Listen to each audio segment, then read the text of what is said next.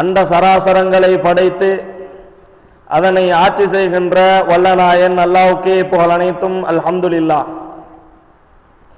சத்திய மார்க்கத்தை எடுத்துரைத்த கண்மணி நபிகள் நாயகம் ஸல்லல்லாஹு அலைஹி வஸல்லம் அன்னார்கள் மீதும் அன்னார்களை பின்பற்றி வாழ்ந்து கொண்டிருக்கின்ற அனைத்து நல்லடியார்கள் மீதும் அல்லாஹ்வுடைய சாந்தியும் கருணையும் அவனுடைய ரஹ்மத்தும் என்றென்றும் உண்டாகட்டுமாக. அன்புக்குரிய இஸ்லாமிய சகோதரர்களே, நேர்வழியில் அமல் செய்வோம் என்ற தலைப்பில் இன்றைய ஜும்மாவில் ஒரு சில செய்திகளை தெரிந்து கொள்வோம். அன்பு சகோதரர்களே, முதல் மனிதன் ஆதம் அலைஹிஸ்ஸலாம் அவர்களை அல்லாஹ் படைப்பதற்கு முன்னாடி 2 இனங்களை படைத்திருந்தான். மலாய்க்கா என்ற இனம், ஜின்கள் என்ற இனம்.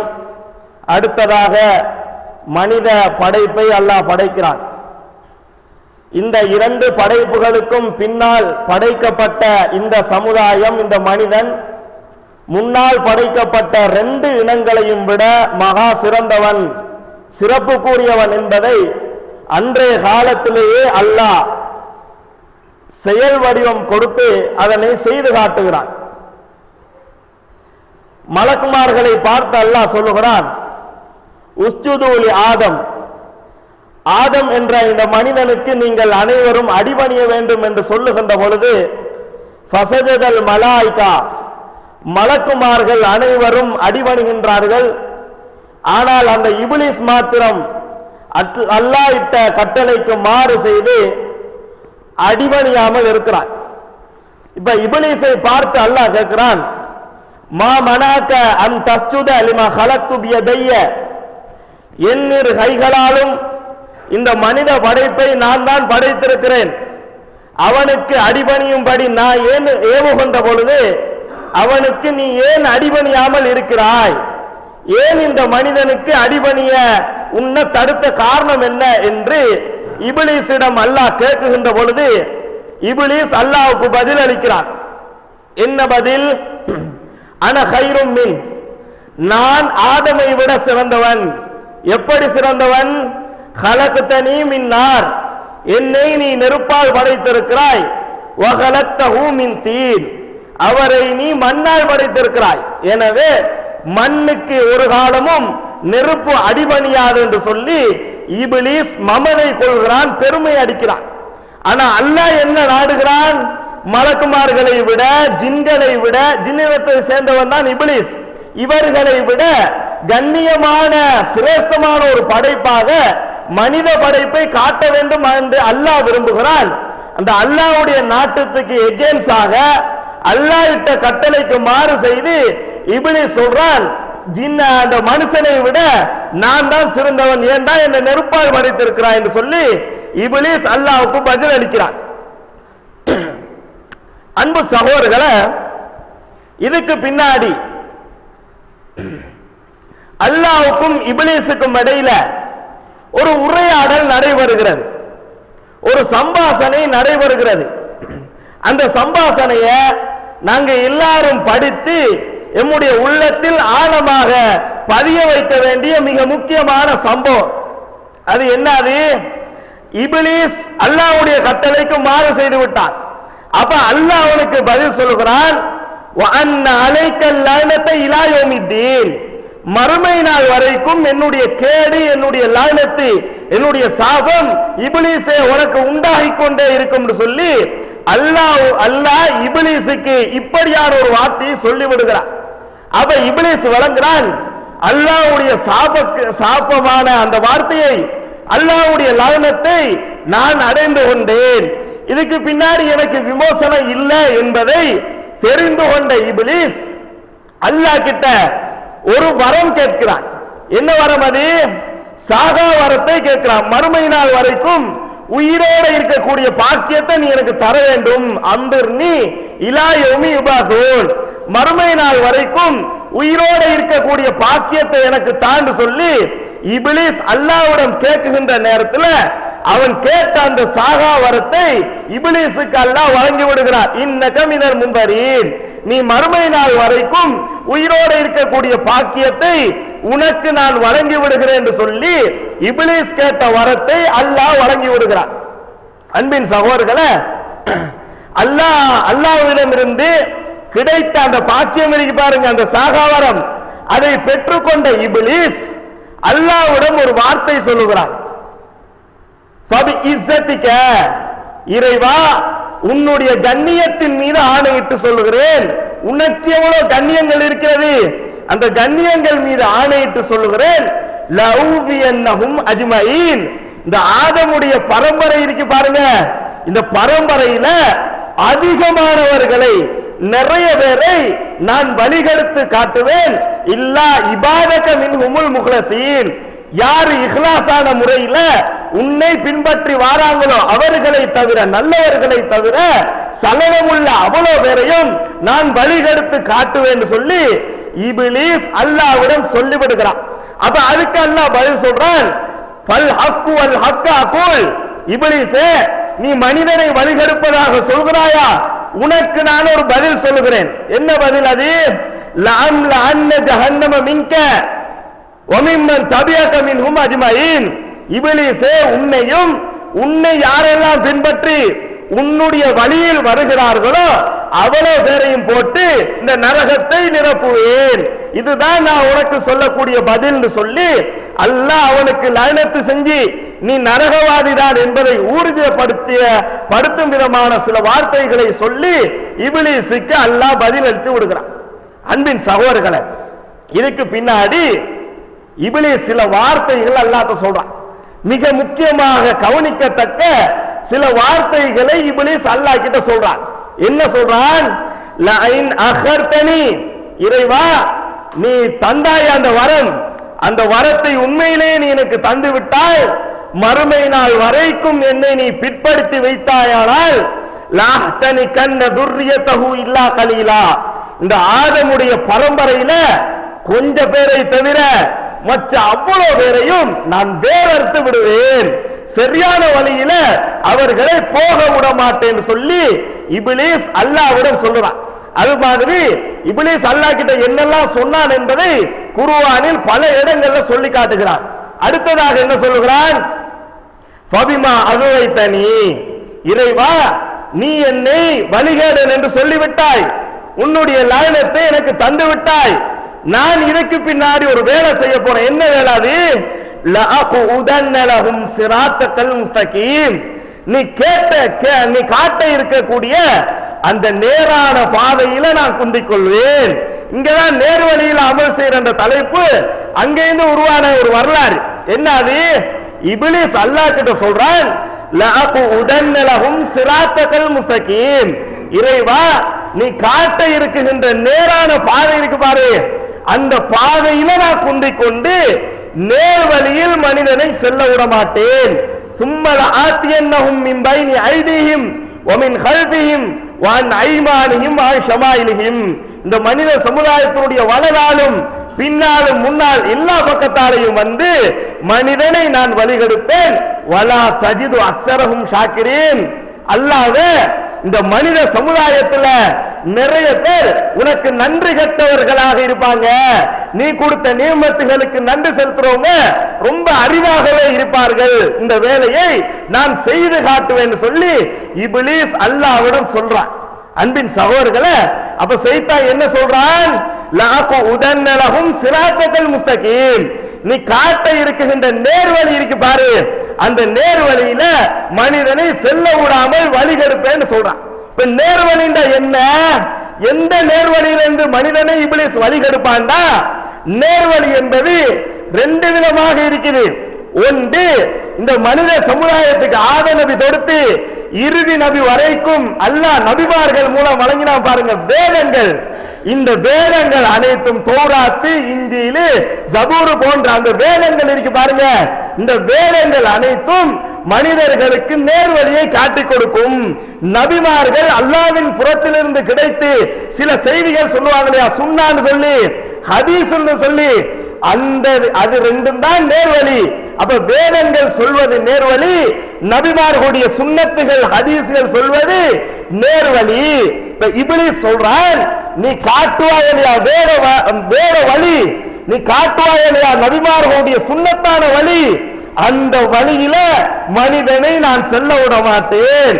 அவங்க வேறு விதமா போவாங்க, ஆனால் நேர்வழியில உள்ளதை செய்ய மாட்டாங்க மக்கள். அன்பின் சகோதரர்களே, அப்ப நேர்வழி என்பது வேதங்கள் சொல்லித் தருவது நேர்வழி. நபிமார்களுடைய சுன்னத்துக்கள் அனைத்தும் நேர்வழியை மனிதனை காட்டி தருமா, அந்த வழியில மனிதனை நான் செல்ல விட மாட்டேன் சொல்லி இப்லீஸ் சொல்லிவிடுகிறார். அன்பின் சகோதரர்களே, நமக்கு எது நேர்வழி, நமக்கு எது வேதம், நமக்கு எது சுன்னத்து என்றால் அல்லாஹ்வுடைய அல் குர்ஆன் இருக்கு பாருங்க. இந்த அல் குர்ஆன் அல்லாஹ்வுடைய வேதம். இந்த அல் குர்ஆன் நமக்கு நேர்வழியை சொல்லித் தரும். நபிகள் நாயகம் ஸல்லல்லாஹு அலைஹி வஸல்லம் சுன்னத் இருக்கு பாருங்க, ஹதீஸ்கள், இவைகள் நேர்வழியை சொல்லித் தருமா?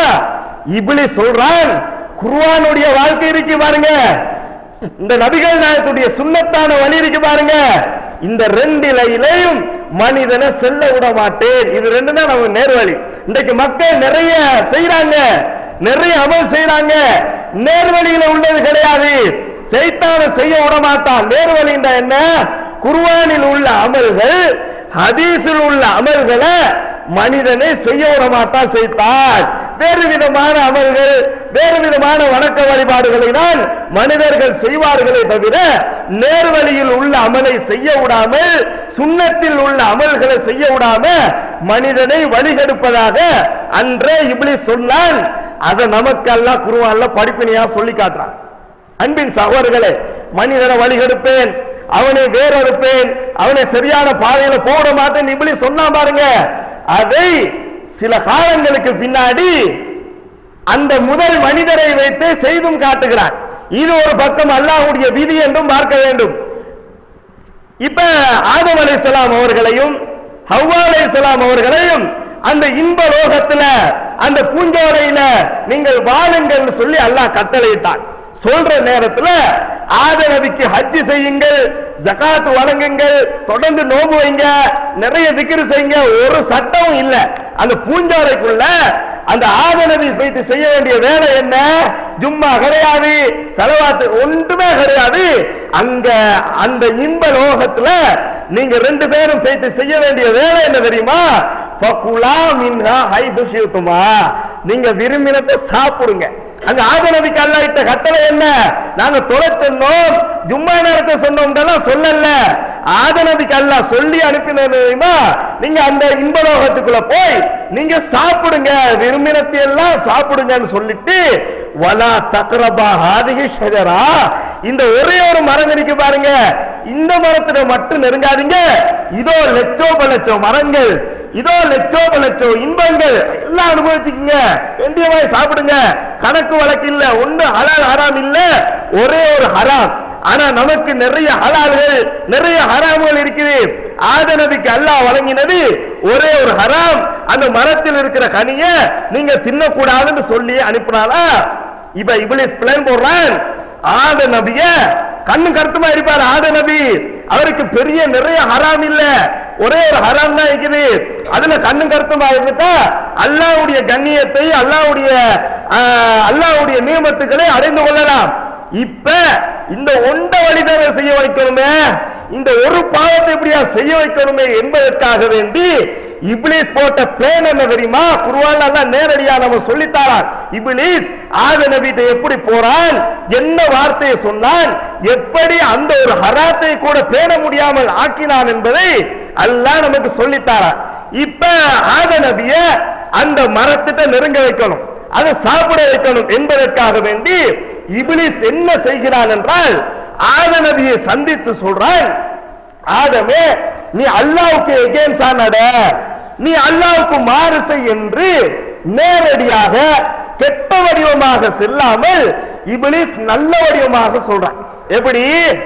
ஆதம் நபியை பார்த்து இப்லீஸ் சொல்றான், மா நஹாகுமா ரப்புகுமா அன் ஹாதிஹி ஷஜரா, இந்த இந்த மரம் இருக்கு பாருங்க, இந்த மரத்துக்கிட்ட நெருங்க கூடாது என்று அல்லாஹ் ஏன் தெரியுமா தடுத்திருக்கான்? அதுவே உங்களுக்கு தெரியாது.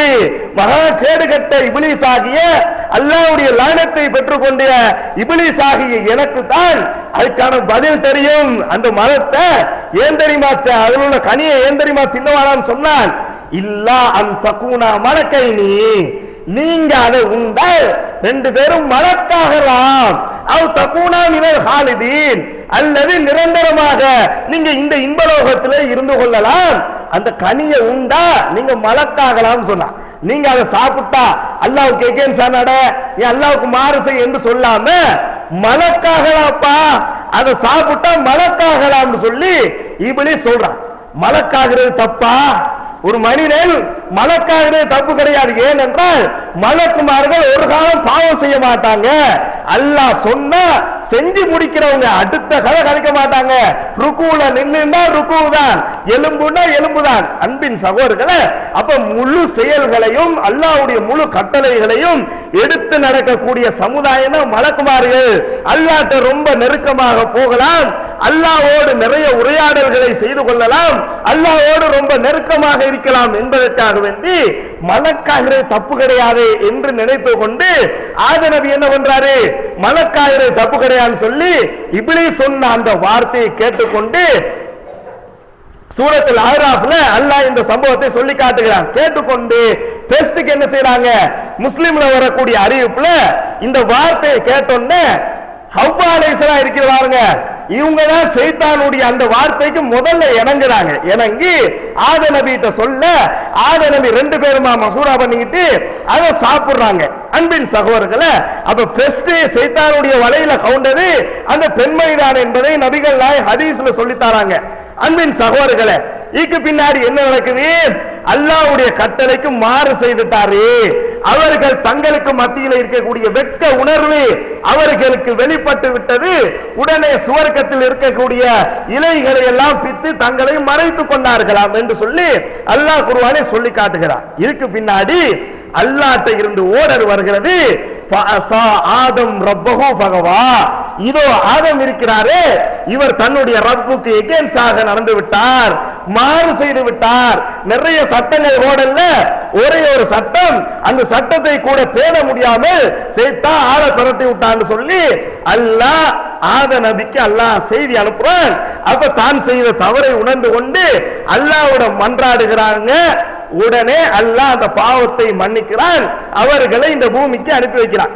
அன்பின் சகோதரர்களே, இவ்வளவு சம்பவத்தை சொல்லி முடிச்சிட்டு அல்லாஹ் நமக்கு ஒரு புத்திமதியை சொல்றான்.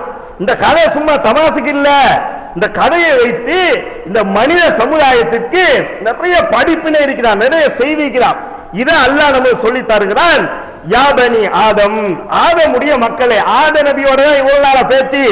இப்ப அடுத்த வசனத்துல சொல்றான், ஆதமுடைய மக்களேன்னு நம்ம எல்லாரையும் கூப்பிட்டு சொல்றான், லா யஃப்தினன்னகும் ஷைத்தான் கமா அக்ரஜ அபவைக்கும் மினல் ஜன்னah, அந்த இன்ப லோகத்தில் இருந்து அந்த ஜன்னத்தில் இருந்து உங்களுடைய தாய் தந்தையரை சைத்தான் எப்படி அப்புறப்படுத்தினானோ அது மாதிரி உங்களையும் குழப்பாமல் இருக்கட்டும் சொல்றான். எப்படி அப்புறப்படுத்தினான்? எங்களுடைய தாய் தந்தையரை அந்த ஜன்னத்திலிருந்து எப்படி அப்புறப்படுத்தினான்? நல்ல வடிவமாக போய் சொன்னான், மலக்காகலாம் தான், நிரந்தரமா இருக்கலாம் தான். அப்ப அல்லாஹ் சொல்றான், சைத்தான் நல்ல வடிவமாக வந்து உங்களை வழிகெடுப்பான். இப்படித்தான் உங்களுடைய தாய் தந்தையரை ஆதம் அலைஹிஸ்ஸலாம் அவர்களையும் ஹவ்வா அலைஹிஸ்ஸலாத்தையும் சைத்தான் நல்ல வடிவமாக தூக்கி போட்டுதான் அவர்களை அப்புறப்படுத்தினான், அவர்களை நேர்வழியிலிருந்து தடம்புறவை செய்தான் சொல்லி அல்லாஹ் நமக்கு சொல்லி தருகிறான். இன்றைக்கு உலகத்தில் நம்ம பார்க்கிறோம், நிறைய மக்கள் முஸ்லீம்கள் என்கிறார்கள், கலிமாவில் சொல்லிக் கொள்கிறார்கள், ஆனா நேர்வழியின் அடிப்படையில் அவர்களுடைய அமல்கள் இல்ல, குழு செய்கிறார்கள், நேர்வழியில் உள்ள அமல் இல்ல. நேர்வழின்னா குர்ஆனையும் ஹதீஸையும் தான் நீங்க நடக்கணும். அன்பின் சகோதரர்களே, நிறைய மக்கள் தொழுகிறாங்க, வேதத்தில் உள்ள மாதிரி அவர்களுடைய தொழுகை இல்ல. நிறைய ஸலவாத் சொல்றாங்க, நிறைய திக்ர் செய்யறாங்க, நோன்பு வைக்கிறாங்க, அவைகள் அனைத்தும் வேதத்தில் உள்ளது அல்ல, சுன்னத்தில் உள்ளது அல்ல, நேர்வழியில் உள்ளது அல்ல. இவர்களாக கண்டுபிடித்து சைத்தான் புறத்தில் இருந்து கிடைத்தவைகள் தான் என்பதை நம்ம எல்லாரும் விளங்கிக் கொள்ள வேண்டும். அன்பின் சகோதரர்களே, அப்ப மனிதன் செல்லக்கூடிய நேர்வழியில மனிதனை செல்ல விட மாட்டான். சைத்தான் வந்து நம்மளை நல்ல வடிவமாக தூக்கி போட்டு நம்மளை வழிகெடுப்பானா. எப்படி நல்ல வடிவமா நம்மள்கிட்ட வருவான்னு கேட்டா, வழிகட்டவன வழிகெடுக்க தேவையில்லை. அவன் வழிகேட்டிலே இருந்துருவான். நல்ல மனிதனா இருப்பான் பாருங்க. ஆதம் நபி நல்ல மனுஷனா தான் இருந்தாரு. நல்ல மனிதர்கள்ட்ட 5 நேரம் தொழக்கூடிய மனிதன்ட்ட ஜிக்ரு செய்யக்கூடிய மனுஷன்ட்ட சைத்தான் எப்படி வருவான்? ஆதம் நபிட்ட போன மாதிரி போவான். எப்படி சொல்லுவான் தெரியுமா? இப்படி ஒரு திக்ருக்கு அதை சொல்லுவோம், இப்படி ஒரு ஸலவாத் இருக்குது அதை சொல்லி, இப்படி ஒரு தொழுகை இருக்கு அதை தொழுண்டுவான். அந்த தொழுகை நேர் வழியில் உள்ளதாக இருக்காது. அப்ப மனுஷன் நினைப்பான், தொழுதா தப்பா, நோன்பு குடிச்சா தப்பா, திக்ரு செஞ்சா தப்பா, ஸலவாத் ஓதினா தப்பான பாப்பான தவிர அந்த திக்ரு நேர்வழியில் உள்ளதா, இந்த ஸலவாத் நேர்வழியில் உள்ளதான்றத மனிதன் சிந்திக்க மாட்டான். நல்லதுதானே, மலக்காகிறது தப்பான்னு சொல்லி அவர் நினைச்ச மாதிரி மனுஷன் நினைப்பான். பாங்கு ஜும்மாவுக்கு முதல் பாங்கு சொல்லிட்டா அல்லாஹ் கோயிப்பானா? பாங்குல அல்லாஹ் அக்பர்ன்றோம், அஷ்ஹது அல்லா இலாஹ இல்லல்லாஹ்ன்றோம், இதெல்லாம் சொன்னா அல்லாஹ் கோயிப்பானான்னு சொல்லி மனிதன் நல்லதுதானே நல்லதுதானே நினைச்சு நேர் வழியிலிருந்து அவர் தடம் புரண்டுவாரு. அன்பின் சகோதரர்களே, உதாரணமாக நான் ஒரு சில அமல்களை சொல்லி காட்டுறேன். இந்த அமல்கள் அனைத்தும் இந்த நேர்வழியில் உள்ள மாதிரி அமலா என்று கொஞ்சம் பாருங்கள். ஃபர்ஸ்டாக பெரிய பெரிய விஷயங்களுக்கு போகாம சின்ன விஷயமா எடுத்து பார்ப்போம். வுளு என்பதை எடுத்துக்கொள்ளுங்க. இந்த வுளுவை எப்படி செய்ய வேண்டும் என்பது நேர்வழியில இருக்குது. ஆனா இன்றைக்கு மக்கள் செய்யக்கூடிய வுளு ஒரு விதமாக இருக்கக்கூடிய நிலைமையை பார்க்கிறோம். அது எப்படி? அது அல்லாஹ் குர்ஆன்ல வுளு செய்யக்கூடிய முறையை கையை கழுவுங்க மோத்த கழுவுங்க என்று சொல்லிட்டு வந்து வம்சஹு பிர்ஊசிக்கும், உங்களுடைய தலைய மசூல் செய்யுங்கன்னு தாளலாம். இப்ப தலைண்டா மூளை மார்க்குள்ள சண்டை. தலைண்டா எப்படி சண்டை? தலைண்டா ஃபுல்லாவா அல்லது தலையினுடைய ஒரு பகுதியான்னு சொல்லி பெரிய குழப்பம். இப்ப நேர்வழியில இதுக்கு முடிவு காண வேண்டும். எது நேர்வழி? நேர்வழியில் உள்ள மசகு எது? நேர்வழியில் உள்ள அமல் எது என்பதை பார்த்தால் ஹதீஸ்ல நபிகள் நாயகத்துடைய சுன்னத்து நேர்வழியை காட்டி தரும். புகாரி கிதாபிலே முதல் ஜுஸுலயே இன்றைக்கு மக்கள் செய்யக்கூடிய உளு பிளேண்ட் அங்க இருக்குது. எப்படி இருக்குது? இன்றைக்கு பெரும்பான்மையான மக்கள் என்ன செய்வாங்கன்னா, அவர்களுடைய கையில தண்ணி எடுத்துக்கொண்டு முன்னுக்கு மட்டும் சாரியா 3 தடவை செஞ்சிருவாங்க. டிஸ்கோ ஆடுற மாதிரி மலமலன்னு அடிச்சுட்டு போவாங்க. குர்நாகல் போன்ற சில இடங்கள்ல அவருடைய புற அந்த சைட்ல என்ன செய்வாங்க, 3 தடவை செய்வாங்க. இன்னும் கொஞ்சம் பேர் இங்கால பக்கம் செய்யறாங்க. இன்னும் கொஞ்சம் பேர் நடுவுல மட்டும் 3 தடவை செய்வாங்க. இன்னும் கொஞ்சம் பேர் என்ன செய்யறாங்க, தலைய ஃபுல்லா மசல் செய்யறாங்க. இதுல எது சரி, இதுல எது நேர்வழி என்பதை தெரிந்து கொள்வதற்காக வேண்டி நாங்க ஹதீஸை பார்த்தால் புகாரி கிதாபிலேயே முதல் ஜுஸூலேயே அப்துல்லா இப்னு ஸைத் ரலியல்லாஹு அன்ஹு அவர்களிடம் ஒரு சஹாபி வந்து, ஒரு மனிதர் வந்து ஒரு கேள்வி கேட்கிறார். என்ன கேள்வி? நபிகள் நாயகம் எப்படி ஒளி செய்கிறார்கள் என்பதை ஒளி செஞ்சு காட்டுங்க என்று அந்த மனிதர் அந்த சஹாபியிட்ட கேட்கிட்ட அவர் ஒளி செஞ்சு காட்டுறார். எப்படி கேள்வின்னு பாருங்க. அப்துல்லா இப்னு ஸைத் ரலியல்லாஹு அன்ஹு அவர்களிடம் அந்த மனிதர் அந்த கேட்ட கேள்வியை பாருங்க. எப்படி ஒளி செய்யறேன்னு மொட்டையா கேட்காம ரசூலுல்லாஹ் செஞ்ச உழுவை செய்து காட்டுங்க, இதான் கேள்வி.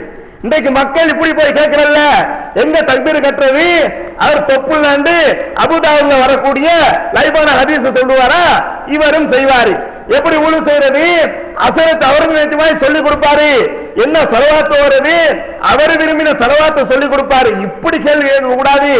எப்படி கேட்க வேண்டும் என்றால், ரசூலுல்லாஹ் எப்படி ஒளி செஞ்சாங்க, ரசூலுல்லாஹ் எப்படி தக்பீர் கட்டினாங்க, ரசூலுல்லாஹ் ருக்குல ஓதின துஆ, ரசூலுல்லாஹ் நான் கேட்க வேண்டும் தவிர மொட்டையா எப்படின்னு கேட்டால் அவர் நினைச்ச மாதிரி சொல்லுவார் தான். அன்பின் சகோதரர்களே, அப்ப ரசூலுல்லாஹ்விடம் பாடம் கேட்ட அந்த சமுதாயம் எப்படி கேட்குது? நபிகள் நாயகம் செஞ்ச உழுவ செஞ்சு காட்டுங்க என்று சொல்லுகின்ற பொழுது அவர் கையை கழுவி முகத்த கழுவி தலையுடைய முற்பகுதியில 2 கைகளையும் வைத்து பொறடி வரை கொண்டு போய் மீண்டும் கொண்டு வந்தாங்க என்று சொல்லி அந்த ஹதீஸ்ல இருக்குது. அதை எப்படியா மசல் செய்ய வேண்டும்? அது ஒரு பகுதியை மட்டும் தலைய மசல் செய்வது கிடையாது. 2 கைகளாலும் தலை ஃபுல்லாகவே ஒரு தடவை மசல் செய்ய வேண்டும் என்பதை அந்த புகாரி உள்ள ஹதீஸ் காட்டுது. அன்பின் சகோதரர்களே, அப்ப நிறைய மக்கள் உழு செய்யறாங்க. அந்த உழு நேர்வழியில் உள்ள உழு கிடையாது. சைத்தான் புறத்திலிருந்து கிடைக்கக்கூடிய உழுகளையும் சைத்தான் புறத்திலிருந்து கிடைக்கக்கூடிய வணக்க வழிபாடுகளையும் இபாதத்துகளையும் தான் மக்கள் செய்யறாங்க. ஒரு இமாம் சொன்னாராம், 3 முடியளவு தண்ணி பட்டாலும் போதும்டாராம். அன்பின் சகோதரர்களே, 3 முடியாவது கட்டாயம் பட வேண்டுமா, இல்லை என்றால் மசை சரி வராம். அதுக்கு ஒரு கேள்வி கேட்கிறாங்க, அப்ப மொட்டை எப்படி மசை செய்யறது, அவனுக்கு முடியே இல்லையே. அன்பின் சகோதரர்கள், முடியங்க பேச்சு இல்ல, வம்ச ஊபிரூசிக்கும் தலைய வசூல் செய்யுங்கன்னு தலை தான் பேசுறானே தவிர முடியெல்லாம் பேசவே இல்லை. அன்பின் சகோதரர்களே, அப்ப அந்த குழு அப்படி இருக்குதா. அதே மாதிரி இன்றைக்கு எந்த அளவுக்கு சமுதாயம் சீர்கட்டு இருக்கிறது என்றால், தௌஹீத் என்ற இந்த வார்த்தையை பாருங்க. இன்றைக்கு தௌஹீத் சொல்றதுக்கு நிறைய பேருக்கு பயம். தௌஹீத் என்னமோ பைபிள்ல இருந்து எடுத்துட்டு வந்த மாதிரியும், தௌஹீத் என்பது என்னமோ அந்நிய சொல் மாதிரியும், தௌஹீதுக்கும் சம்பந்தம் இல்லாமையும் நாங்க தௌஹீத் இல்லைன்னு சொல்லி மக்கள் சொல்லக்கூடிய நிலைமையை பார்க்கிறோம். அன்பின் சகோதரர்களே, தௌஹீத் என்ற அந்த வார்த்தையுடைய கருத்து என்ன இன்னைக்கு விளங்காம இருக்கிறாங்க. எந்த வார்த்தை ஒரு மனிதனை முஸ்லிமாக்கி வைக்குமோ அந்த வார்த்தை தான் இன்றைக்கு காபீராக்கி வச்ச மாதிரி பார்க்கிறான். நான் தௌஹீதுன்னா இவர் காபீரு, இவர் பள்ளிக்கு போகலாது, இவரை பின்னாடி தொலையலான்னு சொல்லி தௌஹீதுக்கான பின்னாடி நின்று தொழ முடியாதுன்னு சொல்றாங்க. அன்பின் சகோதரர்களே, தௌஹீத் என்ற வார்த்தை தான் ஒரு மனிதனை முஸ்லிமாக்கி வைக்கிறது பாருங்க. ஆனா மக்கள் சொல்றாங்க தௌஹீதுன்னு சொன்னா வழிகேடு. தௌஹீதுன்னா என்ன, அது தமிழ் சொல் கிடையாது, அரபு சொல். என்ன தௌஹீதுன்னா என்ன, அதுக்கு தமிழால நீங்க பாத்தீங்கன்னா ஏகத்துவம் அப்படின்னு கருத்து. ஏகத்துவம் தான் என்ன, இன்னும் கொஞ்சம் விளக்குறதா இருந்தால் ஓரிரை கொள்கைன்னு சொல்லலாம். ஓரிரை கொள்கை என்ன, அது மொட்டையா இருக்குது என்று கேட்டால் அல்லாஹ்வை தவிர வேறு கடவுள் இல்லை என்று சொல்வதுதான் இந்த தௌஹீத் என்பது அர்த்தமாகுது. அன்பின் சகோதரர்களே, இப்போ ஒரு ஆள் வந்து கேட்கிறாரு, நீங்க தௌஹீதாண்டி, நான் தௌஹீத் இல்லைன்னால் எந்த அளவு கொண்டு போய் நிப்பாட்டுன்னு பாருங்க. தௌஹீத் இல்லை என்று யாராவது சொன்னால் நான் ஏகத்துவம் இல்லை என்று ஆகுது, நான் ஓரிரை கொள்கை இல்லை என்று ஆகுது, நான் அல்லாஹ்வை தவிர வேறு கடவுள் இல்லை என்று சொல்வது உண்மை என்பதை நான் ஏற்றுக்கொள்ளவில்லை என்று ஆகுது. அன்பின் சகோதரர்களே, அப்ப யாரு தௌஹீத் இல்லைன்னு சொல்றானோ அவன் கலிமாவை மறுக்கிறான். இன்றைக்கு மக்கள் வழங்காம இருக்கிறாங்க. தௌஹீத் தான் மனிதனை முஸ்லிமாக்கி வைக்கக்கூடியது. தௌஹீத் என்பது ஏகத்துவம், ஓரிரை கொள்கை, அல்லாஹ்வை தவிர வேறு கடவுள் இல்லை என்று சொல்லக்கூடிய அந்த வார்த்தை தான் அந்த தௌஹீது. ஆனா மக்கள் சொல்றாங்க தௌஹீத்னா வழிகேடு, இஸ்லாத்துல இல்லைன்றாங்க. அன்பின் சகோதரர்களே, எந்த அளவுக்கு சைத்தான் நேர் வழியிலிருந்து பிரட்டிக்கான்னு பாருங்க. எந்த வார்த்தை மனிதனை முஸ்லிமாக்கி வைக்குமோ அந்த வார்த்தையை காபீராக்கி வைக்க மாதிரி பார்க்கிறாங்க. எந்த அளவுக்கு என்றால் இவர்கள் அந்த தௌஹீதை மறுக்க இயலாது.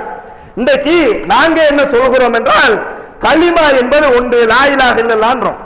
ஆனா இன்றைக்கு பெரிய மதுசாக்கள்ல கூட, ஓரவள்ளி மதுசாக்கள்ல கூட சொல்லிக் கொடுப்பாங்க, கலிமாக்கள் 5 கலிமா. முதலாம் அவ்வல் கலிமா ஷஹாதத்தி தய்யிபு, 2ஆம் கலிமா ஷஹாதத்து, 3ஆம் கலிமா தம்ஜீத், 5 கலிமா சொல்லிக் கொடுக்குறாங்க இல்லையா. அந்த 5 கலிமாக்குள்ளேயே நேரடியாகவே தௌஹீத் என்ற வார்த்தை அல்லாஹ் பூத்தி வச்சுக்கான், மறுக்கவே இயலாது. எப்படி தெரியுமா, முதலாம் கலிமாக்கு அவ்வல் கலிமா தய்யிப்னு சொல்லுவாங்க, 2ஆம் கலிமாக்கு 2ஆம் கலிமா ஷஹாதத்துன்னுவாங்க, 3ஆம் கலிமாக்கு தம்ஜீத்ன்னுவாங்க, 4ஆம் கலிமா தௌஹீத் தான், 4ஆம் கலிமா தப்லீக காணும், 4ஆம் கலிமா சுன்னத் ஜமாத்னு மாத்திக்க சொல்லுங்க. தௌஹீத் என்பது காஃபிர் என்றால் 4ஆம் கலிமா தௌஹீத் இல்ல. தௌஹீத்னா அறிய வச்சுக்க. சாபி புக்குல கூட இன்னைக்கு புள்ளகளுக்கு கூட 4ஆம் கலிமா தௌஹீத்னா சொல்லி கொடுக்குறாங்களே தவிர 4ஆம் கலிமா சுன்னத் ஜமாத்து, 4ஆம் கலிமா தப்லீக் ஜமாத்து, 4ஆம் கலிமானா ஜமாத்தே இஸ்லாம் என்று சொல்லி கொடுக்கிறது இல்ல. 4ஆம் கலிமா தௌஹீத், 5ஆம் கலிமா ரத்துல் குஃப்ர் என்று சொல்லி கொடுக்குறாங்க. அந்த 5 கலிமாக்குள்ளேயே இன்றைக்கு தௌஹீத அவர்களா உருவாக்கி கொண்டு தௌஹீதுன்னு சொல்லாதீங்க, அது வழிகேடு, தௌஹீத் என்றதாங்க முஸ்லிம். அன்பின் சகோதரர்களே, அப்ப மக்கள் அந்த வார்த்தைகளை புரிந்து கொள்ளாம, இதனுடைய தாற்பயங்களை விளங்காம, அங்க தௌஹீத் இல்ல, நாங்க தௌஹீத் இல்ல என்று சொல்லக்கூடிய நிலைமையை பார்க்கிறோம். இன்னும் கொஞ்சம் பேருக்கு தௌஹீதுண்டா களிமான்னு தான் விளங்குது. அதனால என்ன செய்யறாங்கன்னா தௌஹீதுக்காரன் ஏசாம தௌக்காரன் ஏசுறாங்க. தௌஹீதுக்காரன் ஏசிட்டா அது தனக்கே இழுக்க கருத்து என்னன்னு கேட்டானா நம்ம மூளையை அடிக்கிறோம், கருத்து என்னன்னு கேட்டா மாட்டிக்கொண்டதுக்காக வேண்டி தௌஹீதுக்காரன் சொல்லாம தௌக்காரன் ஏசிக்கிறாங்க. இன்னும் பேர் சொல்லுவாங்க வஹாபிக்காரன் வஹாபிக்காரன். அன்பின் சகோதரர்களே, வஹாபி என்ற சொல்லி குர்ஆன்ல 3 இடத்துல வருகிறது. அந்த வஹாபி இன்னைக்கு யாருக்கு? அல்லாஹ்க்கு வச்ச பேர் பாருங்க.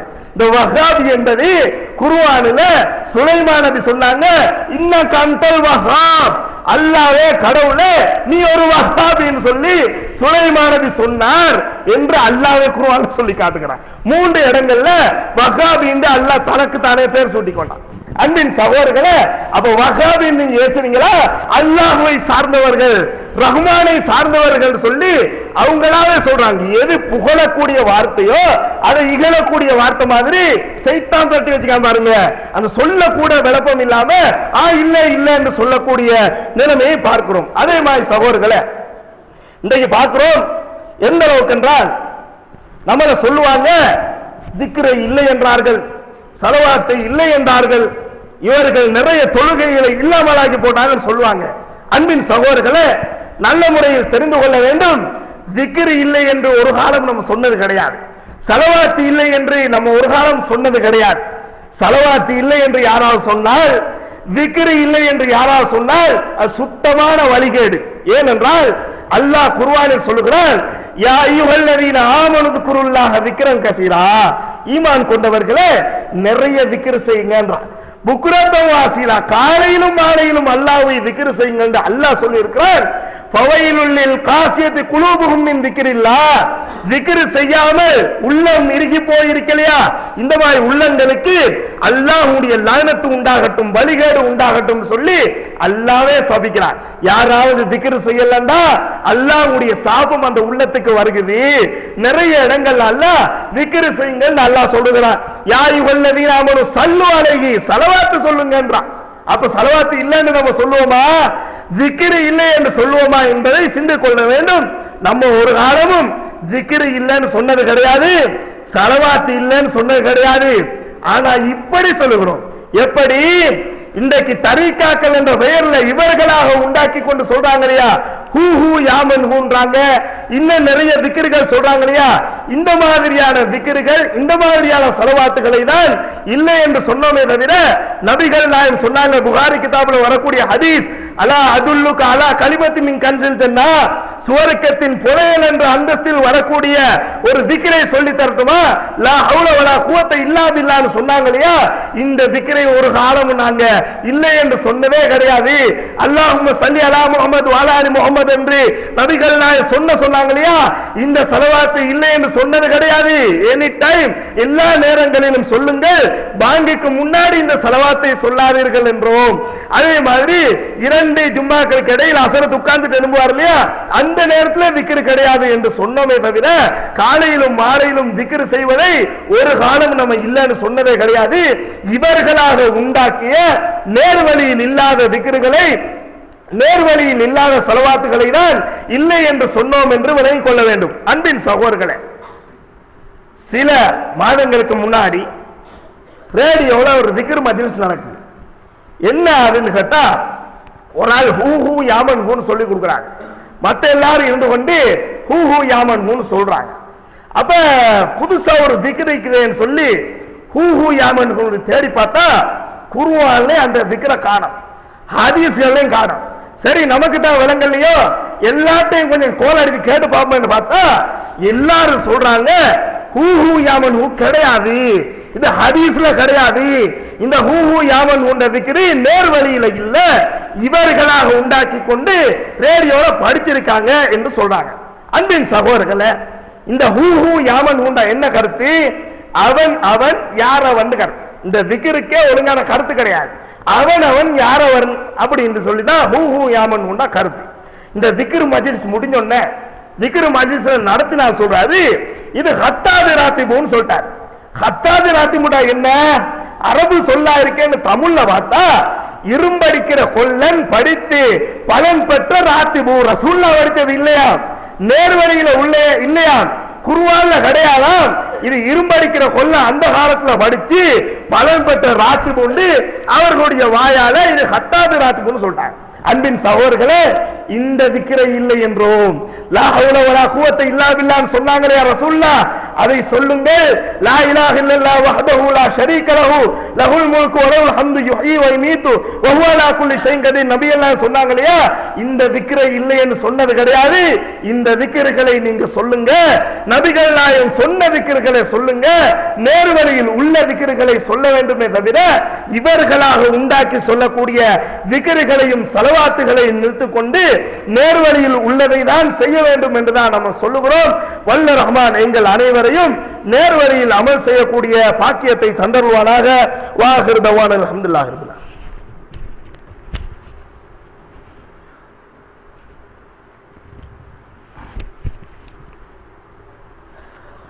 அன்புக்குரிய இஸ்லாமிய சகோதரர்களே, துஆக்களை இல்லை என்றார்கள். தொழுகைக்கு பின்னாடி எவ்வளவு பக்தியோடு கேட்டுக்கொண்டிருந்தோம், அவைகளை இல்லை என்று சொல்லிவிட்டார்கள் என்று சொல்றாங்க. அன்பின் சகோதரர்களே, ஒரு காலமும் துஆ இல்லை என்று சொல்லவே இல்லை. இவர்களாக உண்டாக்கி கொண்ட துஆக்களை இல்லை என்றோம். நபிகள் நாயகம் எத்தனை துஆக்களை சொல்லி தந்தாங்களோ அந்த துஆக்களை இல்லை என்று சொன்னது கிடையாது. அந்த துஆக்களை நீங்கள் எல்லா நேரங்களிலும் அல்லாஹ்விடம் அந்த வார்த்தைகள் மூலம் அல்லாஹ்விடம் துஆ செய்யுங்கள் என்றுதான் சொல்லுகிறோம். அன்பின் சகோதரர்களே, மிக முக்கியமான ஒரு துஆ. அந்த துஆவை நேர்வழியில செய்ய விடாம மாற்றி வைத்திருக்கிறார்கள். எப்படி?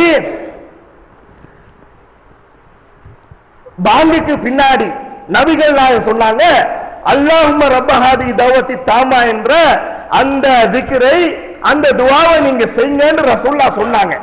இந்த துஆ எப்படி செய்ய வேண்டும் என்று புகாரி கிதாப்ல இருக்குது. புகாரி கிதாபை எடுத்து வச்சுக்கிட்டு இன்னைக்கு ரேடியோல பெரிய தலப்பாட்டு பெரிய மாமேதைகள் என்று சொல்லிக்கொண்டு பயம் பண்றாங்க இல்லையா, இவர்கள் சொல்லக்கூடிய பாங்கு துஆவையும் நேர்வழியில உள்ள பாங்கு துஆவையும் பாருங்க, ரெண்டு ரெண்டா நிற்கும். அதுல உள்ளது இதுல இல்ல, இதுல உள்ளது அதுல இல்லாம வேறு விதமாக ரெண்டு ரெண்டா நிக்குது. என்னது?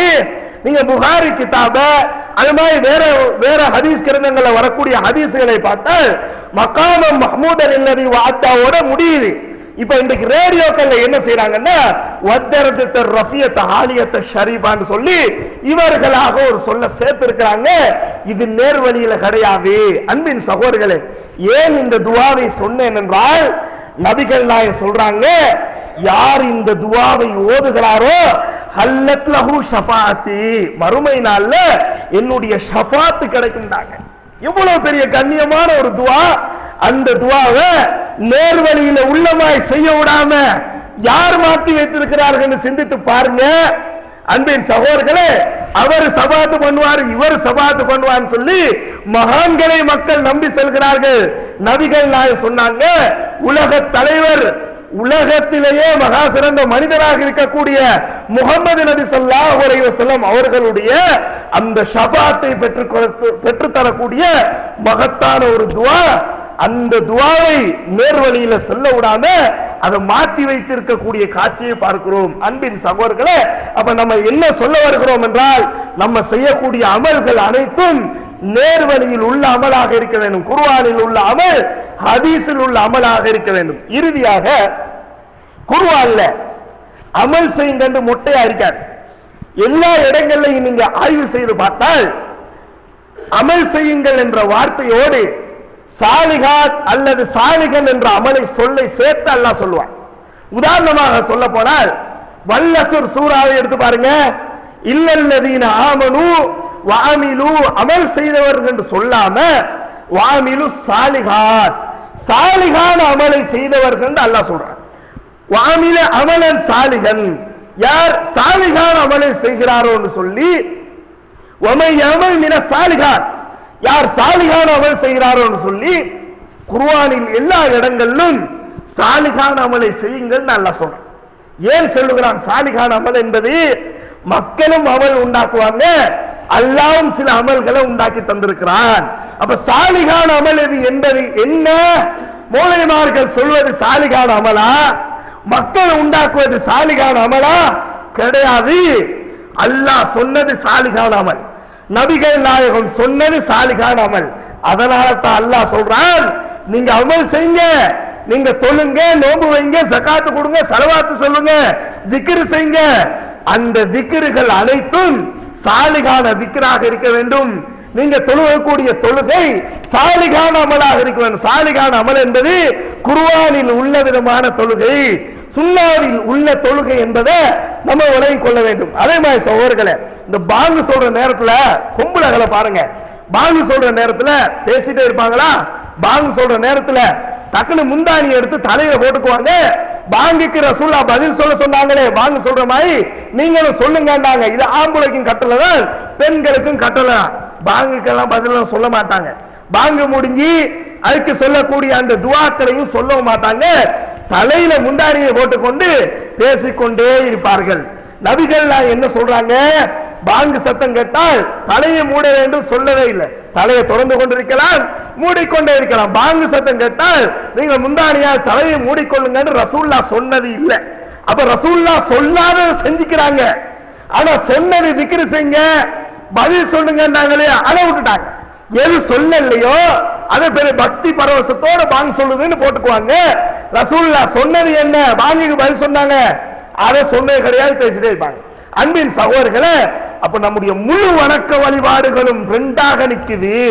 இபாதத் ரெண்டாக நிக்குது. ஒன்று நேர்வழியில் உள்ள இபாதத், மக்கள் உண்டாக்கிய இபாதத். இதுல நேர்வழியில் சொல்லப்பட்ட இபாதத் எது, மக்கள் உண்டாக்கிய இபாதத் எது என்பதை தெரிந்து கொண்டு நேர்வழியின் அடிப்படையில் அமல் செய்தால்தான் இன்ஷா அல்லாஹ், அல்லாஹ் நாடினால் நமக்கு சுவர்க்கம் கிடைக்கும். அல்லாஹ்வுடன் நாளை மறுமையில வெற்றி பெற முடியும் என்பதை தெரிந்து கொள்ள வேண்டும். வல்ல ரஹ்மான் எங்கள் அனைவரையும் நேர்வழியில் அமல் செய்யக்கூடிய நல்ல மக்களாக ஆக்கியருவானாக. வாஹிரு தவானா அல்ஹம்துலில்லாஹி ரப்பில் ஆலமீன்.